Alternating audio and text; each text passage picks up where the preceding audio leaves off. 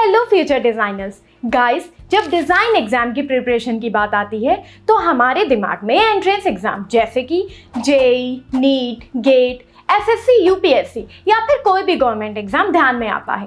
But there are some fundamental difference between these exams and design exam.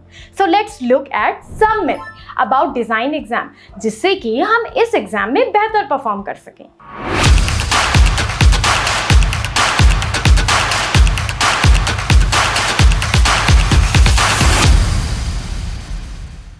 तो guys, सबसे पहला myth है कि design exam is a serious exam, कि जब तक हमने 12 घंटे की पढ़ाई नहीं की तब तक हम ये क्रैक नहीं कर पाएंगे। जब तक हमने रट्टाफिकेशन नहीं किया तब तक हमारा कोर्स कंप्लीट नहीं हो पाएगा। और गाइस, हमने प्रीवियस ईयर के पेपर सॉल्व किए, तो क्या वाकई ऐसा है कि हमें रट्टाफिकेशन की ज़रूरत है? Guys, design exam are just testing your creativity skills, visualization and drawing skills. हाँ, ड्राइंग में स्किल होने के लिए यू नीड प्रैक्टिस, बट हमें उसके लिए 12 घंटे नहीं चाहिए।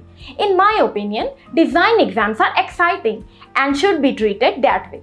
हाँ, डिज़ाइन एग्जाम सीरियस बिजनेस है, लेकिन सिर्फ कोचिंग इंस्टीट्यूट के लिए, but it should not be a serious business for students. अब सेकेंड मिथ है design exams are about ideas, मतलब जितने अच्छे आइडियाज़ उतने अच्छे मार्क्स। लेकिन अब बात यहाँ पर आकर रुकती है कि आइडियाज़ लाएं कहाँ से। ऊपर से कुछ सीनियर्स ऐसा कहते हैं कि जो पहले आइडिया आता है वो क्लीशे आइडिया है, उसे रिजेक्ट कर दो। तो भाई, एक तो आइडियाज़ आए उसे भी रिजेक्ट कर दो, तो अब हम क्या करें? देखिए, क्योंकि एग्जाम में 5 या 10 मिनट से ज़्यादा हमको सॉल्व करने के लिए टाइम नहीं मिलता है, तो एक बात तो सही है कि अच्छे आइडिया इज इक्वल्स टू अच्छे मार्क्स। पर आइडिया अच्छे होने से क्या होगा अगर वो पेपर पर रिप्रेजेंट ही नहीं कर पाए? अब एग्जामिनर्स पेपर इवैल्यूएट करते वक्त यही देखता है कि पेपर पर क्या है। फॉर एग्जाम्पल, अगर आपके पास आइडिया आया है एलिफेंट का और आपने बना दिया है माउस, तो आपको एलिफेंट बनाने के मार्क्स मिलेंगे या माउस बनाने के? तो आई वॉन्ट टू से हियर इज कि आइडिया बनाओ, सोचो। हाँ, यहाँ पर ज्यादा टाइम लगाओ सोचने का। How well you have practice on design, how good are you on your design skills. अगर आइडियाज बहुत जनरल हैं पर रिप्रेजेंटेशन एडुकेट है तो भी बहुत अच्छे मार्क्स मिल जाएंगे।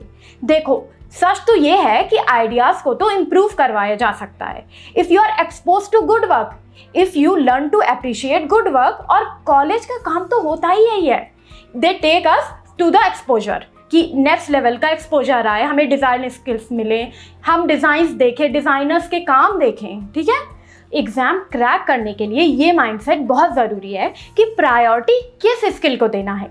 अगर आपने डिज़ाइन माइंडसेट को अचीव कर लिया तो एग्ज़ाम करना would be fun.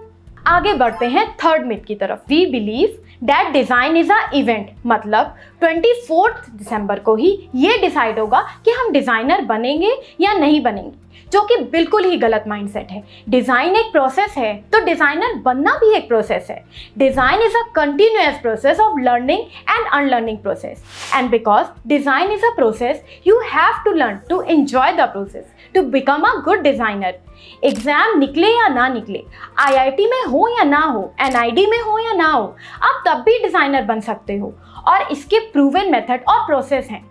Here we can look some famous designers like Manish Malhotra, Neeta Lulla, Anamika Khanna, who are not from NID or NIFT but have achieved great success in their fields.